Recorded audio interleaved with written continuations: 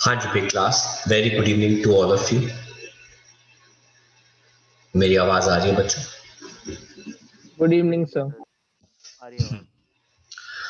तो भाई आज हम शुरू कर रहे हैं अपने नेक्स्ट चैप्टर के साथ एस ब्लॉक एलिमेंट्स। ये भी काफी छोटा सा चैप्टर है, जल्दी खत्म हो जाएगा और इसको हम दो पार्ट्स में डिवाइड कर देंगे।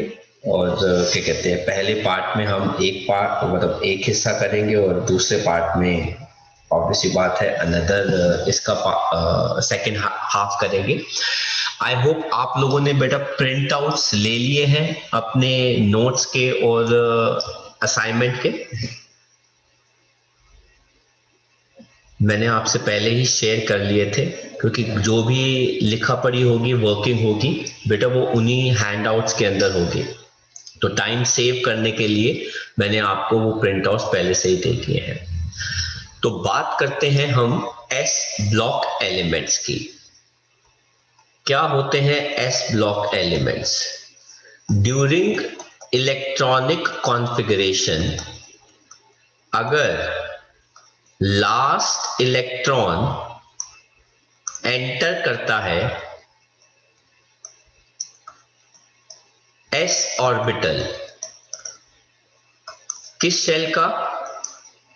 लास्ट शेल का, तो एलिमेंट जो है वो एस ब्लॉक में प्रेजेंट होता है। इसके अंदर एक एक्सेप्शन है और वो है हीलियम।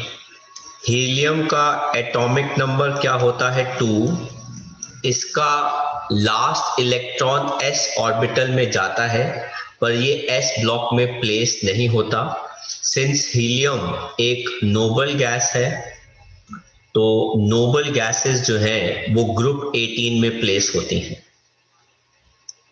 तो ये एक नोबल गैस है, इसीलिए ये ग्रुप 18 में प्लेस होती है।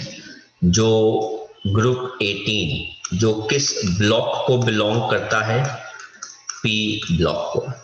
तो ये होती है एस ब्लॉक एलिमेंट्स की स्टेटमेंट कि इलेक्ट्रॉनिक कॉन्फ़िगरेशन करते समय अगर लास्ट इलेक्ट्रॉन किसी एलिमेंट का एस ऑर्बिटल में एंटर करता है लास्ट शेल के, तो उस एलिमेंट को हम एस ब्लॉक में रखते हैं। इस ब्लॉक की जनरल इलेक्ट्रॉनिक कॉन्फ़िगरेशन बेटा क्या होती है? NS1 से लेके 2। सर NS1 से लेके 2 क्यों होती है? क्योंकि बेटा s ऑर्बिटल के अंदर आप मैक्सिमम 2 इलेक्ट्रॉन्स ही प्लेस कर सकते हो, मैक्सिमम 2 इलेक्ट्रॉन्स। इसीलिए इसको हम दो पार्ट्स में डिवाइड कर देते हैं। NS1 जिनको हम कहते हैं बेटा एल्कली मेटल्स, और ये हमारा क्या होता है? ग्रुप 1। और दूसरा होता है हमारा एल्कलाइन अर्थ मेटल्स, जिसकी कॉन्फ़िगरेशन क्या होती है? NS2, और उसको हम क्या लिखते हैं बेटा? ग्रुप 2। तो आगे बढ़ने से पहले अगर कुछ कॉपी करना है तो आप कॉपी कर सकते हैं। तो बेटा आगे हम पढ़ते हैं। सबसे पहले पीरियोडिक टेबल। बेटा हमारे पीरियोडिक टेबल के अंदर ये जो ब्लॉक होता है बेटा, इसको हम कहते हैं एस ब्लॉक। इसके अंदर 2 आ रहे हैं, जैसा कि आप देख सकते हो बेटा। एक है हमारा ग्रुप 1, ये रहा, और दूसरा है ग्रुप 2।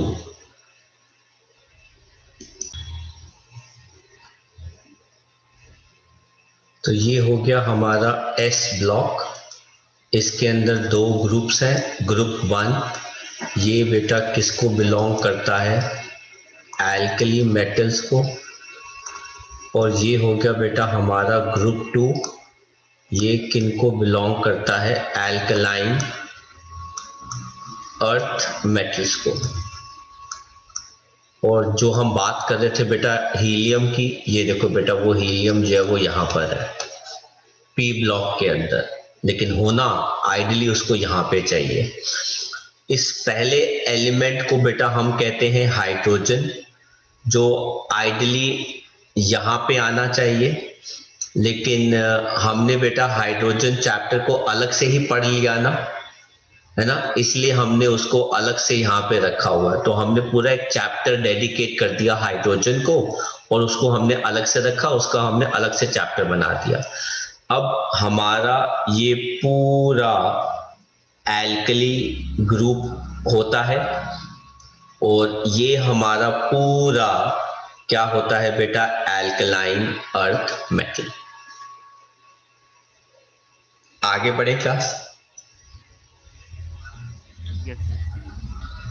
तो हम बात करते हैं characteristics of alkali earth metals की, इनकी क्या क्या खास बातें हैं, विशेषताएं हैं, उनको हम पढ़ने वाले हैं। पहले इस ग्रुप की जनरल कॉन्फ़िगरेशन NS1 होती है, और ये ग्रुप 1 होता है। इसके अंदर हमारे पास कौन कौन आता है, lithium, sodium, potassium, rubidium, caesium, francium. यहाँ पे बेटा ये 1 जो है वो सुपरस्क्रिप्ट होना चाहिए, it should be 2s1, 3s1, 4s1, 5s1, 6s1 and 7s1। तो आई होप एक बार चेक कर लेना कि आपके नोट्स में कॉन्फ़िगरेशन सही दे रखी है। और हम बात करते हैं बेटा इनके फ्लेम टेस्ट की। तो अगर आप इनके पीस को बर्नर पे हीट करते हैं, ये क्रिम्सन रेड देता है लिथियम, सोडियम येलो देता है, पोटेशियम वायलेट देता है, rubidium red violet, caesium blue and francium कोई भी फ्लेम नहीं देता, राइट। तो ये प्रेजेंट होते हैं ग्रुप के एलिमेंट्स के अंदर। बात करते हैं इनके एटॉमिक और आयनिक रेडिया। पीरियड में ये सबसे बड़े होते हैं साइज में, क्योंकि बेटा हम जानते हैं कि लेफ्ट टू राइट साइज जो होता है बेटा वो क्या करता है, डिक्रीज। दूसरा, down the group size increase करता है, क्योंकि नए शेल्स ऐड होते जा रहे हैं। तो फ्रांसियम जो है वो साइज में बेटा क्या होता है, बिगेस्ट, और लिथियम जो है बेटा वो साइज में क्या होता है, स्मॉलेस्ट। ये सारे एक इलेक्ट्रॉन लूज करते हैं, इसीलिए ये मोनोवैलेंट कंपाउंड्स बनाते हैं, जिनका स्टेट ऑक्सीडेशन नंबर बेटा कितना होता है, +1, और ये हाईली इलेक्ट्रोपॉजिटिव होते हैं। मतलब इनकी बहुत ज्यादा टेंडेंसी होती है इलेक्ट्रॉन्स क्या करने की बेटा, लूज करने की। तो they are very easily readily happy to lose electrons. Melting point और बॉइलिंग पॉइंट की बात करें तो वो डिक्रीज करता है नीचे जाते हुए, क्योंकि मेटालिक बॉन्ड जो है वो इतना ज्यादा स्ट्रॉन्ग नहीं होता। क्यों? क्योंकि साइज बढ़ रहा है, बिकॉज साइज इज इंक्रीजिंग। तो मेटल और मेटल के बीच में जो बॉन्डिंग होती है बेटा वो कमजोर हो जाती है। मेटल और मेटल आपस में जब जुड़े हुए होते हैं उसको बेटा हम मेटालिक बॉन्ड कहते हैं। सर मैंने तो कभी मेटल और मेटल को आपस में जुड़े हुए नहीं देखा। बेटा आयरन का पीस होता है ना, जिसको हम सॉलिड आयरन कहते हैं, जिंक का पीस होता है ना, कॉपर का टुकड़ा होता है ना, तो बेटा ये सब पीसेस कैसे आपस में जुड़े हुए हैं, बिकॉज ऑफ मेटालिक बॉन्डिंग। तो मेटालिक बॉन्डिंग क्या करती है, मेटल के एटम्स को अपने आप जोड़ कर रखती है, और जितना साइज नॉर्मली छोटा होता है मेटालिक बॉन्डिंग उतनी स्ट्रॉन्ग अच्छी होती है। तो बट हम यहां पे कह रहे हैं in general trend down the group size बढ़ने की वजह से मेटालिक बॉन्डिंग कमजोर होती रहती है, जिसकी वजह से इनका मेल्टिंग पॉइंट, बॉइलिंग पॉइंट जो है वो क्या हो जाता है, कमजोर हो जाता है। कुछ कॉपी करना है बेटा किसी ने?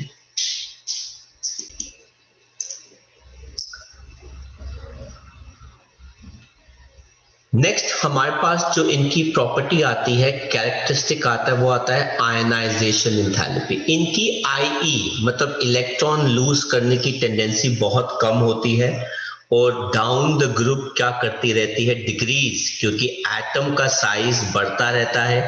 क्योंकि साइज बढ़ेगा तो इफेक्टिव न्यूक्लियर चार्ज या न्यूक्लियर चार्ज जो है वो क्या हो जाता है, डिक्रीज। हमने पढ़ा था क्लासिफिकेशन ऑफ एलिमेंट चैप्टर में, size increases, effective nuclear charge decreases, tendency to lose electrons increases, जिसकी वजह से आयनाइजेशन एंथैल्पी की वैल्यू क्या हो जाती है बेटा, कम हो जाती है। डेंसिटी की बात करें तो इनकी डेंसिटी कम होती है और डाउन द ग्रुप क्या करती है, इंक्रीज करती है। तो डेंसिटी इज लेस एंड, ठीक है भाई, तो डेंसिटी इज लो, लेस और increase and increases down the group. ये एक एक्सेप्शन है। डेंसिटी हालांकि पोटेशियम की ज्यादा होनी चाहिए पर सोडियम की ज्यादा होती है एज कंपेयर टू पोटेशियम, तो हम इसको एक्सेप्शन मान के चलते हैं। बेटा जो एक और बहुत ही इंपॉर्टेंट प्रॉपर्टी आती है वो आती है हाइड्रेशन एंथैल्पी। अब हाइड्रेशन एंथैल्पी होता क्या है, जरा उसको देखिए। बेटा हमारे पास मेटल होता है, ये मेटल किस स्टेट में होता है बेटा, सॉलिड स्टेट में। हम ना इसको एनर्जी देते हैं ताकि ये मेटल किस स्टेट में आ जाए, गैसियस स्टेट के अंदर।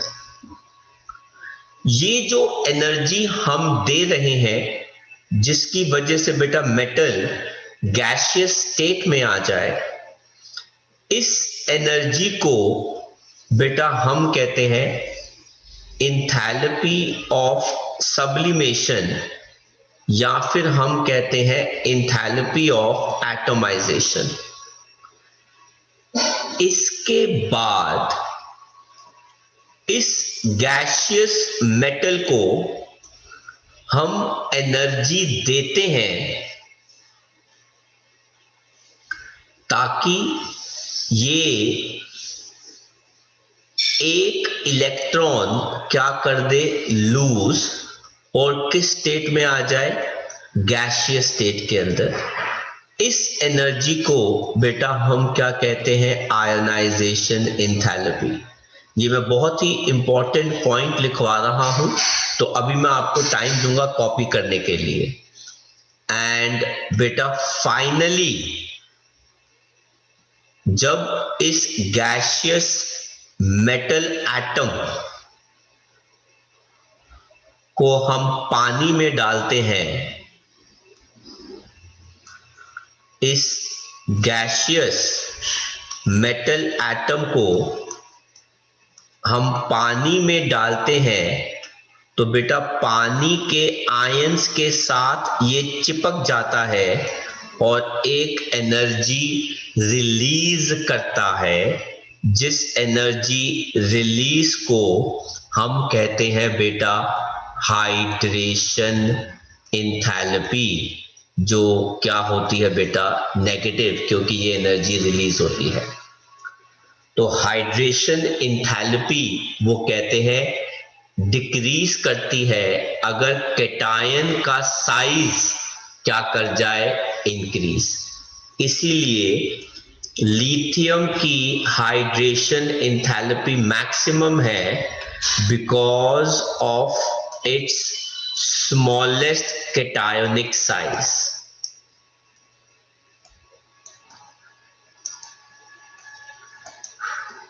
और इस वजह से लिथियम के सॉल्ट्स जब पानी में जाते हैं तो वो पानी को अपने साथ अट्रैक्ट करा लेते हैं, जिसको बेटा हम कहते हैं उनकी हाइड्रेशन एंथैल्पी।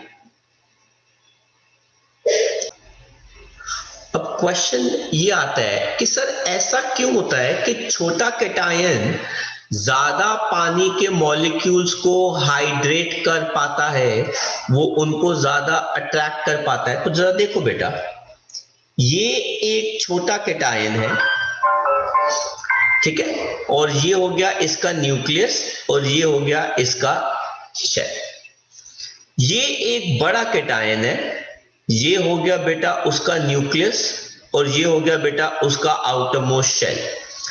ये रहा पानी का मॉलिक्यूल और ये रहा पानी का मॉलिक्यूल। अब एक बात बताओ, लेफ्ट ये हो गया लिथियम और ये हो गया सोडियम का कैटायन। किस केस में पानी का मॉलिक्यूल्स ज्यादा जल्दी अट्रैक्ट होगा, छोटे कैटायन में कि बड़े कैटायन में? छोटे में। क्यों भाई? प्रोटॉन पास में है। वेरी गुड, क्योंकि बेटा न्यूक्लियस का पॉजिटिव चार्ज का डिस्टेंस बेटा क्या है, लेस है, लेकिन बड़े कैटायन में डिस्टेंस जो है बेटा वो क्या हो गया, ज्यादा हो गया, है ना। इस वजह से बेटा याद रखना, छोटे कैटायन की हाइड्रेशन एंथैल्पी हमेशा क्या होती है, ज्यादा। It is a very useful term for this chapter. तो आपको जो चीज कॉपी करनी है आप फटाफट कॉपी कर सकते हैं, फिर हम आगे बढ़ते हैं। Seventh property is one of the most important property, and ये जो 3 टर्म्स मैंने लिखी हैं 1 2 3, ये भी बहुत इंपॉर्टेंट है, इनको मैं दोबारा यूज करूंगा, कॉपी कर लो। तो आगे बढ़ते हैं, हम बात करते हैं नेक्स्ट इनकी केमिकल प्रॉपर्टीज के बारे में। तो ये मैं हटा रहा हूं। तो सबसे पहली केमिकल प्रॉपर्टी हम बात करते हैं रिएक्शन एयर के साथ। इस ग्रुप का जब आप कोई भी मेटल लेते हो और उसको एयर में हीट करते हो तो वो अपना कॉरेस्पॉन्डिंग मेटल ऑक्साइड बनाएगा इस फॉर्मूले का। क्योंकि बेटा हम जानते हैं कि मेटल पे चार्ज क्या आ जाएगा, पॉजिटिव, ऑक्साइड पे चार्ज क्या होता है 2 माइनस, तो बेटा क्रिस क्रॉस मेथड से ये बन जाएगा। लेकिन कुछ मेटल्स ऐसे हैं जिनको अगर आप हीट करते रहोगे करते रहोगे करते रहोगे तो ऑक्साइड बनाने के बाद वो पेरोक्साइड बना लेंगे, जैसे सोडियम पेरोक्साइड बना लेता है। और बेटा पेरोक्साइड का आयन जो है बेटा कैसा होता है, O2 माइनस। लेकिन कुछ ऑक्साइड ऐसे होते हैं जिनको अगर आप हीट करते रहोगे करते रहोगे करते रहोगे तो बेटा वो क्या बना लेंगे, सुपर ऑक्साइड। सुपर ऑक्साइड बेटा क्या होता है, O2 माइनस। तो बेटा पोटेशियम सुपर ऑक्साइड बना लेगा, rubidium super oxide, caesium super oxide. Lithium का काफी अलग सा बिहेवियर है नाइट्रोजन की तरफ, और वो क्या बनाता है, लिथियम नाइट्राइड। इसका नाम क्या हो गया, लिथियम नाइट्राइड। कहते सिंस ये हाईली रिएक्टिव होते हैं एयर और वाटर के टूवर्ड्स, इसीलिए इनको आप ओपन हवा में नहीं रख सकते। इनको हम किस में स्टोर करके रखते हैं बेटा, केरोसिन के अंदर। तो आप इनको ओपन एयर में नहीं ला सकते, क्योंकि ओपन हवा में एयर में ले आएंगे तो बेटा ये रिएक्ट करना शुरू कर देंगे। पानी के साथ अगर हम इनका रिएक्शन देखें तो बेटा ये क्या बनाते हैं, मेटल हाइड्रोक्साइड, और साथ में हाइड्रोजन गैस रिलीज कर देते हैं। सर एग्जाम्पल दीजिए। ये देखो बेटा सोडियम है, पानी के साथ मैं उसको रिएक्ट करा रहा हूं तो बेटा वो क्या बनाएगा, सोडियम हाइड्रोक्साइड एक्वस और साथ में हाइड्रोजन गैस दे देगा।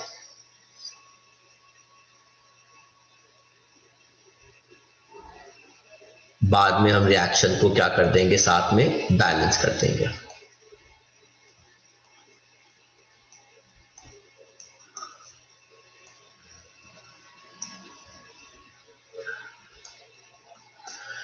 कहते हैं लिथियम की इलेक्ट्रोड पोटेंशियल की वैल्यू बड़ी ज्यादा नेगेटिव होती है, लेकिन वो इतना विगरसली रिएक्ट नहीं करता लाइक अदर्स, क्योंकि इसका साइज बहुत छोटा होता है और इसकी हाइड्रेशन इंथैल्पी जो है वो काफी क्या होती है, ज्यादा होती है।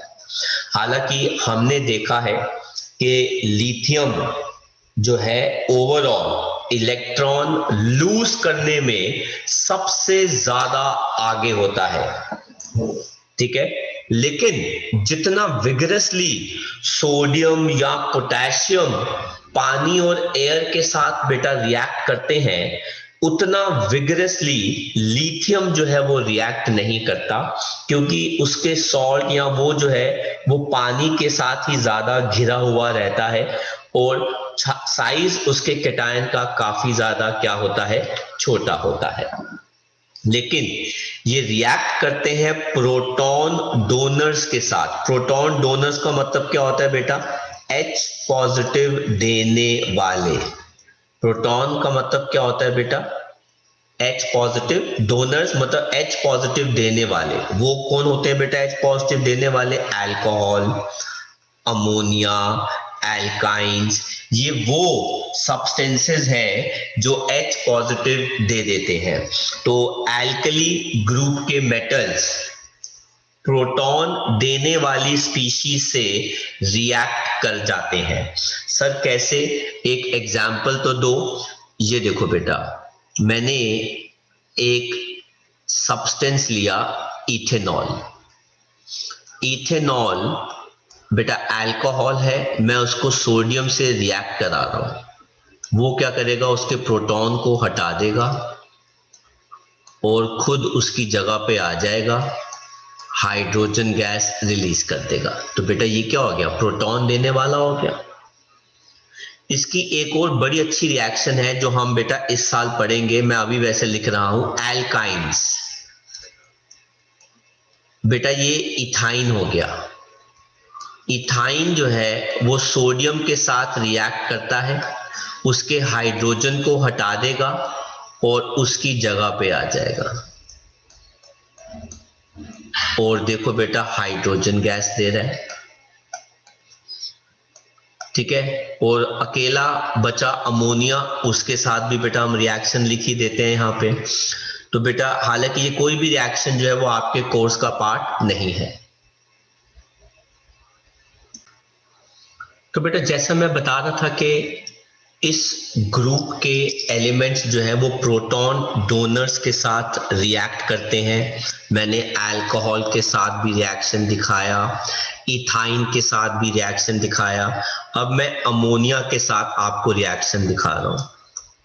तो देखो बेटा सोडियम अमोनिया के साथ रिएक्ट करके बनाता है सोडियम अमाइड, साथ में हाइड्रोजन गैस रिलीज करता है। तो क्योंकि अमोनिया H पॉजिटिव दे रहा है, अमोनिया बेटा ब्रेक करके क्या देता है, NH2 माइनस और H पॉजिटिव। तो बेटा ये प्रोटॉन डोनर हो गया ना। यहाँ पे अल्कोहल भी H पॉजिटिव दे रहा है, इथाइन भी H पॉजिटिव दे रहा है और यहाँ पे अमोनिया भी H पॉजिटिव दे रहा है। और बेटा ये रिएक्शन सिर्फ सोडियम के साथ ही नहीं, आप पोटेशियम के साथ भी बिल्कुल ऐसे ही कर सकते हो। फर्क क्या है बेटा, जहां पे Na आ रहा है वहां पे क्या आ जाएगा बेटा, पोटेशियम आ जाएगा। समझ में आया बेटा? तो आप ये रिएक्शंस कॉपी कर सकते हो ताकि फिर हम आगे बढ़ें।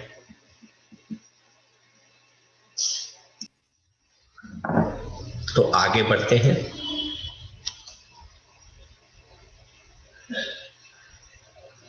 रिएक्शन हाइड्रोजन के साथ, ये वाले मेटल्स हाइड्रोजन के साथ रिएक्ट करके क्या बनाते हैं, मेटल हाइड्राइड। सर जैसे sodium hydride, potassium hydride, Na positive H negative, K positive H negative, जो नेचर में आयोनिक होते हैं बेटा, और इनका मेल्टिंग पॉइंट भी काफी ज्यादा होता है।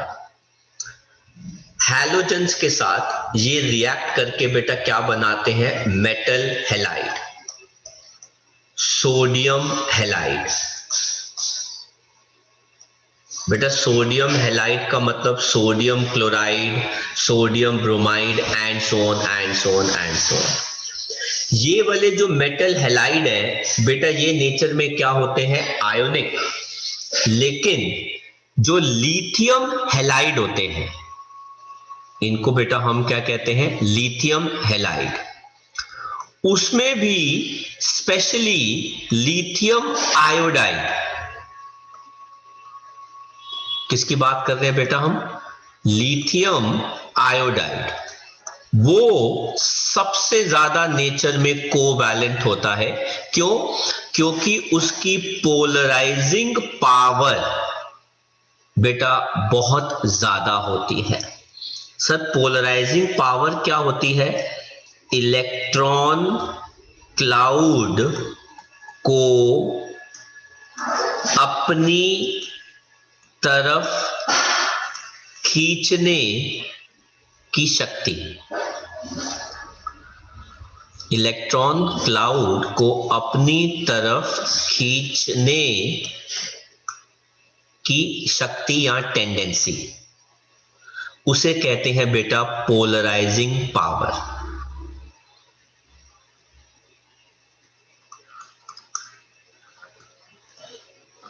सर क्या मतलब, जरा देखो बेटा ध्यान से। सोडियम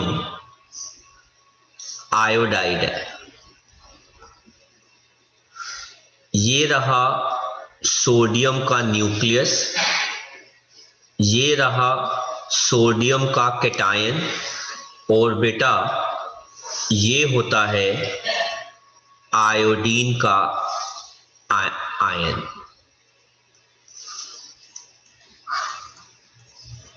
क्योंकि वो उसमें साइज में ज्यादा बड़ा होता है।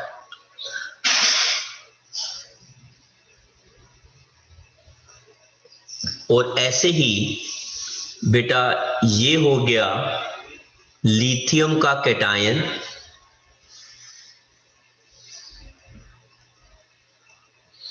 और ये हो गया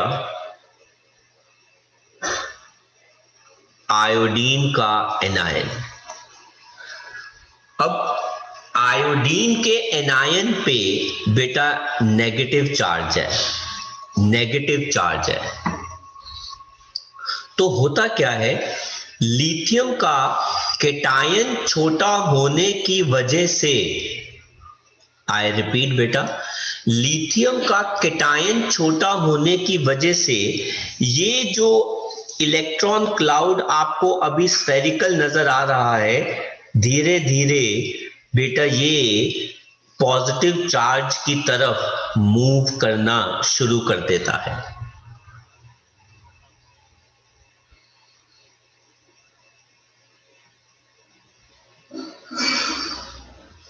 और ये स्फेरिकल की जगह कुछ ऐसा बनना शुरू हो जाता है। बेटा ये ऐसा इसलिए बन रहा है क्योंकि लिथियम का छोटा कैटायन आयोडीन के नेगेटिव चार्ज को, इलेक्ट्रॉन क्लाउड को अपनी तरफ खींच रहा है। सोडियम ऐसा नहीं कर सकता due to its small size, its big size as compare to lithium. तो लिथियम का कैटायन छोटा होने की वजह से वो दूसरे एनायन से इलेक्ट्रॉन डेंसिटी अपनी तरफ खींच लेता है बेटा। It is the distortion electron cloud का एनायन का बाय अ छोटा कैटायन, जिसको हम क्या कहते हैं, पोलराइजिंग पावर। तो it is very very important. हमको क्या इंफॉर्मेशन मिलती है, smaller cation has high polarizing power, polarizing power मतलब एनायन के नेगेटिव चार्ज को अपनी तरफ खींचने की टेंडेंसी, उसको हम कहते हैं बेटा पोलराइजिंग पावर। अब हुआ क्या, सोडियम कहता है आयोडीन आप मेरा इलेक्ट्रॉन ले लो। सोडियम ने इलेक्ट्रॉन दे दिया, आयोडीन ने इलेक्ट्रॉन गेन कर लिया। सोडियम पे चार्ज आ गया पॉजिटिव, आयोडीन पे चार्ज आ गया नेगेटिव, एक बन गया कैटायन, एक बन गया एनायन, और दोनों का नेचर बेटा क्या हो गया, आयोनिक। इन दोनों का नेचर बेटा क्या हो गया, आयोनिक, क्योंकि उसने लूज किया और उसने क्या कर लिया, गेन। जब आयोडीन, मेरी बात को बेटा ध्यान से सुनना, जब आयोडीन इलेक्ट्रॉन गेन करने लिथियम के पास आता है, तो बेटा ये रहा लिथियम का इलेक्ट्रॉन, ये रहा आयोडीन का इलेक्ट्रॉन। तो हमको लगा आयोडीन का ऑक्टेट पूरा हो गया, क्योंकि लिथियम ने अपना इलेक्ट्रॉन आयोडीन को दे दिया, जैसा सोडियम ने किया था। ये देखो, सोडियम ने भी अपना इलेक्ट्रॉन आयोडीन को दे दिया, और आयोडीन का ऑक्टेट पूरा हो गया। तो मैंने सोडियम के साथ बेटा क्या लिखा, 2 8, लेकिन आयोडीन के साथ मैंने क्या लिखा बेटा, 2 8 18 8, व्हाटएवर। आप क्लोरीन भी ले सकते हैं, आप ब्रोमीन भी ले सकते हैं, बट यहां पर आयोडीन है, राइट। लेकिन लिथियम के केस में क्या होता है कि आयोडीन के इलेक्ट्रॉन के साथ अब लिथियम भी उस इलेक्ट्रॉन पेयर को अपनी तरफ खींच रहा है। इसको बेटा कहते हैं पोलराइजिंग पावर। देखो, सोडियम ऐसा नहीं कर रहा, सोडियम ने इलेक्ट्रॉन हमेशा के लिए आयोडीन को दे दिया, इसलिए बेटा मैंने सर्कल सिर्फ आयोडीन के आगे पीछे ड्रॉ किया है। लेकिन लिथियम के केस में पहले तो आयोडीन के पास इलेक्ट्रॉन आ जाता है, लेकिन जैसे ही लिथियम पे पॉजिटिव चार्ज इंक्रीज करता है, ये पॉजिटिव चार्ज नेगेटिव इलेक्ट्रॉन्स को अपनी तरफ खींचने की कोशिश करता है। आयोडीन भी खींच रहा है, लिथियम भी खींच रहा है। अगर भाई दोनों ही खींचेंगे तो इलेक्ट्रॉन्स क्या हो जाएंगे, शेयर हो जाएंगे। यहाँ पे तो इलेक्ट्रॉन जो है वो क्या हो रहे हैं, लॉस, एंड ये वाला क्या कर रहा है, गेन। तो यहां बट लिथियम आयोडाइड के केस के अंदर lithium initially loses, iodine gains, पर बाद में जाके lithium starts pulling the electron density अपनी तरफ, जिस फिनोमिना को हम कहते हैं पोलराइजिंग पावर।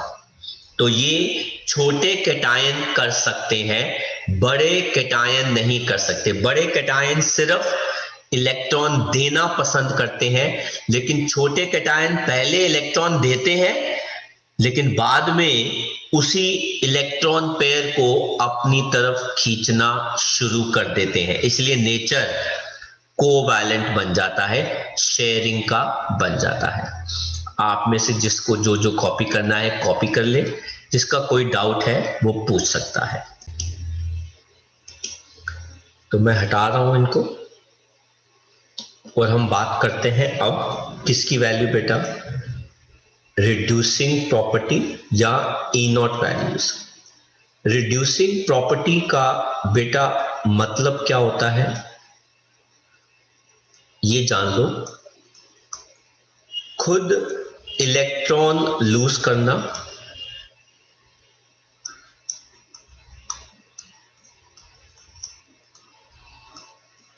एंड दूसरों को इलेक्ट्रॉन गेन कराना। भाई अगर खुद लूज करेगा तभी तो दूसरों को इलेक्ट्रॉन गेन कराएगा। हमने पढ़ा था बेटा, इलेक्ट्रोड पोटेंशियल की जो वैल्यूज हम पढ़ते हैं वो आरईपी पढ़ते हैं, रिडक्शन इलेक्ट्रोड पोटेंशियल की वैल्यू पढ़ते हैं। मतलब हम ये पढ़ते हैं कि इन्होंने इलेक्ट्रॉन लूज कर दिया हुआ है और अब अगर आप इनको इलेक्ट्रॉन वापस गेन कराओगे तो क्या ये इलेक्ट्रॉन वापस गेन करेंगे कि नहीं करेंगे, ये वाली वैल्यू हमने पढ़नी होती है। तो अगर ये इलेक्ट्रॉन लूज कर चुके हैं तो अब हम इनको वापस इलेक्ट्रॉन क्या करा रहे हैं, गेन। तो क्या आप इलेक्ट्रॉन गेन करना पसंद करेंगे अपना वापस जो आपने लूज किया था? तो जब हमने इनसे क्वेश्चन पूछा तो आंसर आया नेगेटिव। नेगेटिव का मतलब होता है नो, हम इलेक्ट्रॉन गेन करना पसंद नहीं करते, हम इलेक्ट्रॉन लूज करना पसंद करते हैं। अब ध्यान से सुनना मेरी बात। कहता है इनकी बड़ी ज्यादा टेंडेंसी होती है इलेक्ट्रॉन लूज करने की। अगर इनकी टेंडेंसी इलेक्ट्रॉन लूज करने की है तो बेटा इनकी टेंडेंसी इलेक्ट्रॉन गेन करने की नहीं है। इसलिए बेटा ये क्या होते हैं, स्ट्रॉन्ग रिड्यूसिंग एजेंट्स। अब सर ऐसा क्यों होता है? तो बेटा इनके इलेक्ट्रोड पोटेंशियल की जो वैल्यू है बेटा वो बड़ी ज्यादा नेगेटिव होती है।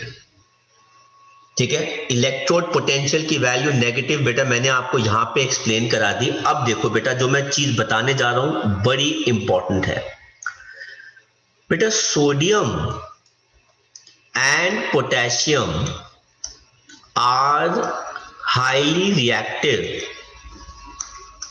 because they can easily lose electron। ये बेटा एक एस्पेक्ट है। ये एलिमेंट्स इसलिए रिएक्टिव हैं क्योंकि बेटा ये इलेक्ट्रॉन जल्दी लूज कर देते हैं। जैसे अभी देखा था ना हमने, इनको तभी हम कहां पे स्टोर करके रखते हैं बेटा, केरोसिन के अंदर, क्योंकि ये हवा में पानी के साथ बड़ी जल्दी रिएक्ट कर जाते हैं। लेकिन बेटा सिर्फ इलेक्ट्रॉन लूज करना रिएक्टिविटी नहीं होती, मेन चीज होती है E0 ReP value. Main is E0 ReP value which depends upon three factors.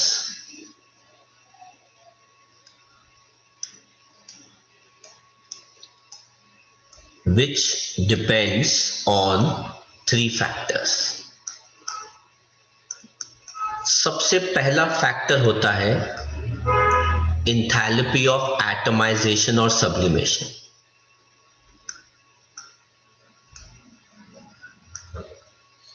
enthalpy of atomization या फिर sublimation।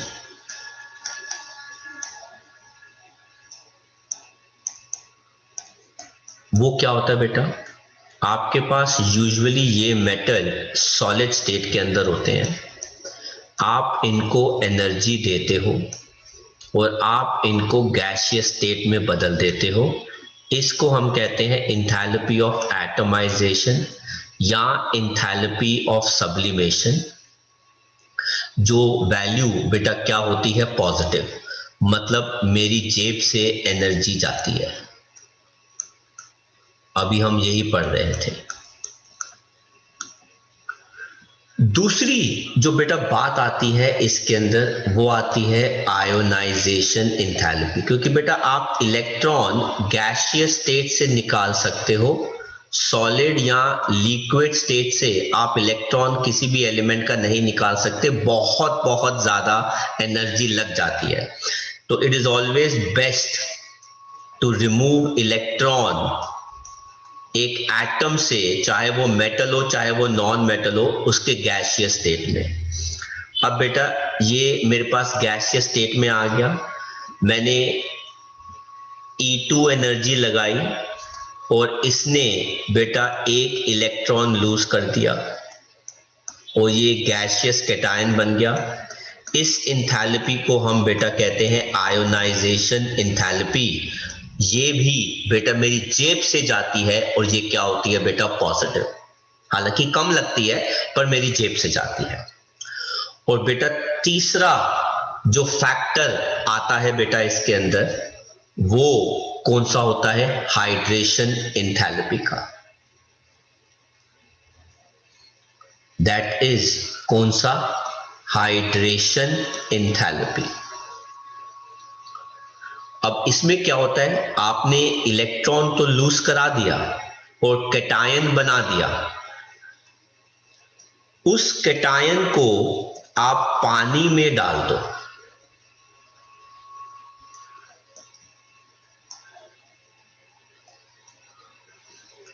जब आप उस कैटायन को, गैसियस कैटायन को पानी में डालते हैं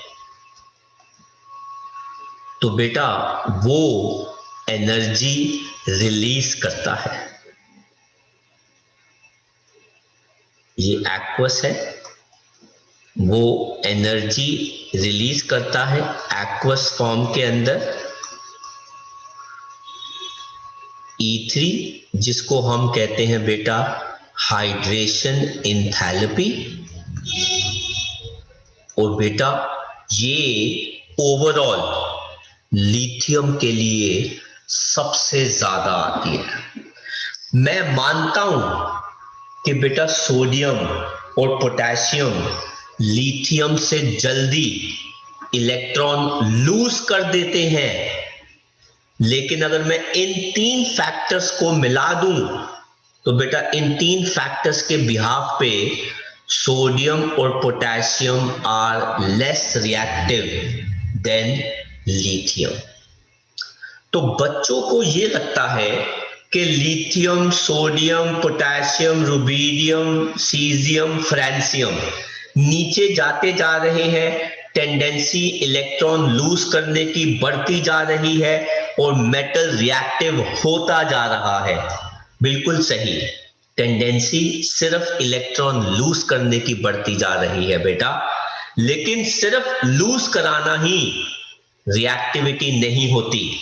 लूज कराने के बाद कैटायन कितना ज्यादा स्टेबल है पानी के अंदर और आगे जाके कैसे वो कंपाउंड बनाता है, वो सारे फैक्टर्स को अगर हम देखें तो इन सारे फैक्टर्स के अंदर सबसे बढ़िया जो एलिमेंट आता है बेटा, शॉकिंग, वो कौन निकल के आता है, लिथियम। इसलिए बेटा जब हम रिडॉक्स रिएक्शन चैप्टर पढ़ रहे थे तब मैंने आपको रिएक्टिविटी सीरीज में इलेक्ट्रोड पोटेंशियल की वैल्यू में दिखाया था कि लिथियम उस लिस्ट में सबसे नीचे होता है। लिथियम की टेंडेंसी सबसे ज्यादा होती है रिएक्ट करने की। आप ये सब कॉपी कर लो बेटा, मैं आपको उस सीरीज के बारे में भी बताता हूं और मुझे बताओ कि कोई चीज अगर नहीं समझ में आई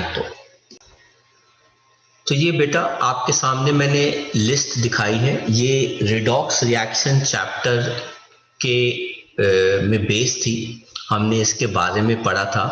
आप देख सकते हैं कि इसके अंदर ऑलमोस्ट सारे ही एलिमेंट्स आते हैं। इस इनफैक्ट छोटी क्लास में हम रिएक्टिविटी सीरीज मेटल्स की पढ़ते हैं, लेकिन बेटा बड़ी क्लासेस के अंदर हम रिएक्टिविटी सीरीज एलिमेंट्स की पढ़ते हैं। इसके अंदर मेटल्स भी हैं बेटा और इसके अंदर नॉन मेटल्स भी हैं।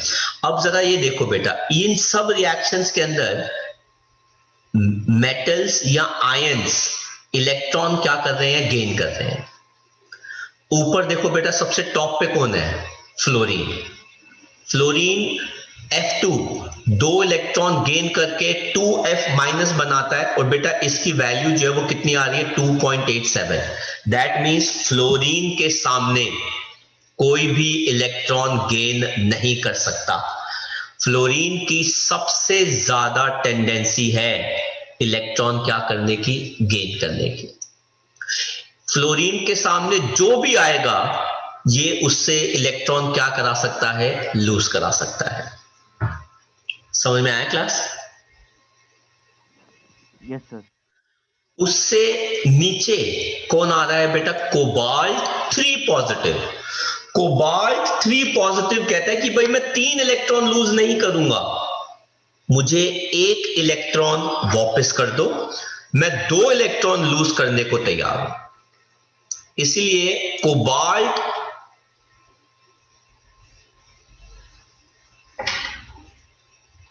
थ्री पॉजिटिव की सेकंड हाईएस्ट टेंडेंसी है बेटा इलेक्ट्रॉन क्या करने की, गेन करने की। जैसे जैसे मैं नीचे जाता जा रहा हूं टेंडेंसी इलेक्ट्रॉन गेन करने की कम होती जा रही है। टेंडेंसी टू गेन इलेक्ट्रॉन बेटा क्या होती जा रही है, कम होती जा रही है। तो सर फिर क्या बढ़ता जा रही है बेटा, टेंडेंसी टू लूज इलेक्ट्रॉन बेटा क्या करती जा रही है, इंक्रीज करती जा रही है। बेटा नीचे देखो बेटा लिस्ट में, लिथियम से आपने 1 इलेक्ट्रॉन लूज करा दिया और उसको बाद में बोला कि भाई आप वापस अपना इलेक्ट्रॉन लूज कर लो। उसने बोला -3.05, मतलब आंसर है नो। अच्छा मैं बता दूं लिथियम के नीचे कोई भी नहीं है, देख लो। तो उसने आंसर बोला नो, मुझे इलेक्ट्रॉन लूज किया हुआ वापस नहीं चाहिए। तो जहां पे फ्लोरीन सबसे इलेक्ट्रॉन लूज करा सकता है, लिथियम सबसे इलेक्ट्रॉन क्या करा सकता है, गेन। हालांकि देख लो बेटा lithium is the most reactive metal, most reactive. उससे कम है बेटा कौन, पोटेशियम। और देखो थोड़ा सा ऊपर कौन आ रहा है बेटा, सोडियम आ रहा है।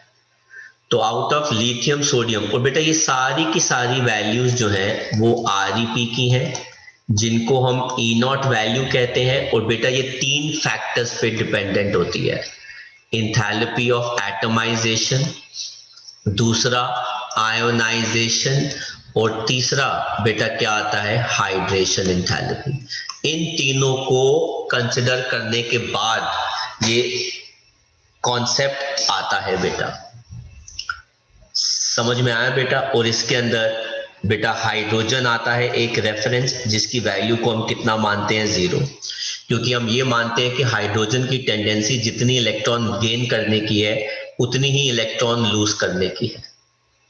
आपको बचपन में सिखाया गया था कि जिंक को जब हम कॉपर सल्फेट सॉल्यूशन में रखते हैं तो जिंक जो है वो कॉपर को हटा देता है। क्यों? क्योंकि बेटा जिंक की टेंडेंसी ज्यादा है लूज करने की।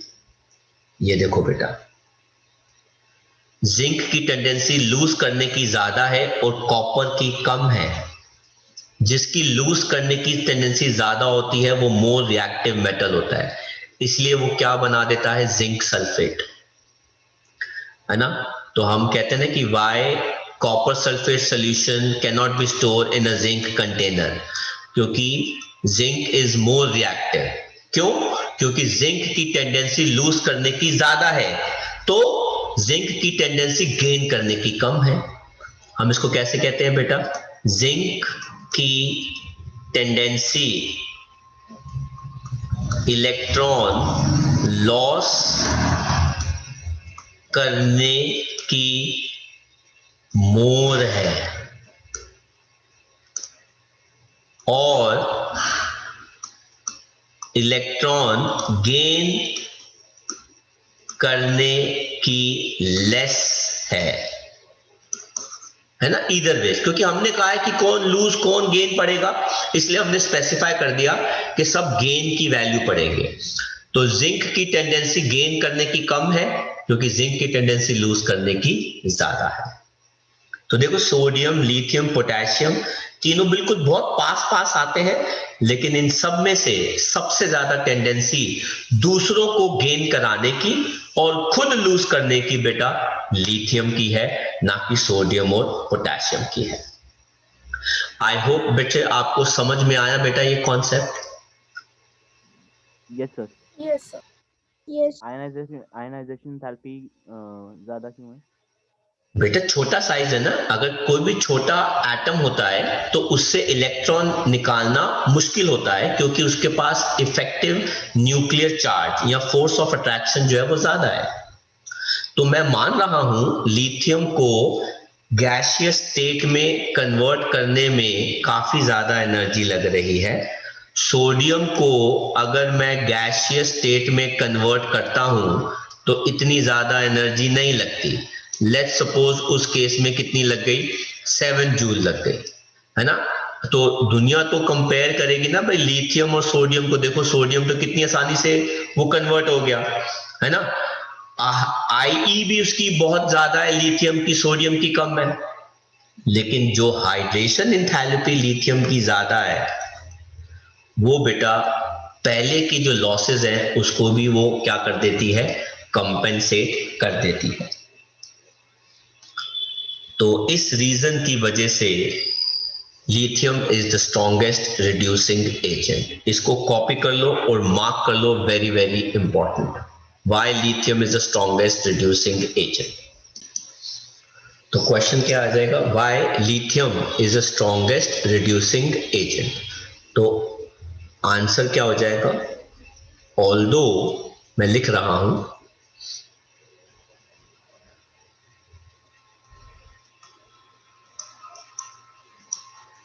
although lithium has very high enthalpy of atomization and ionization as compared to sodium and potassium, but its hydration enthalpy is also very high. Its hydration enthalpy is also very high as compared to sodium and potassium. Therefore, easily compensates for all energy losses. Easily compensates for all energy involved. Losses नहीं कहेंगे, for all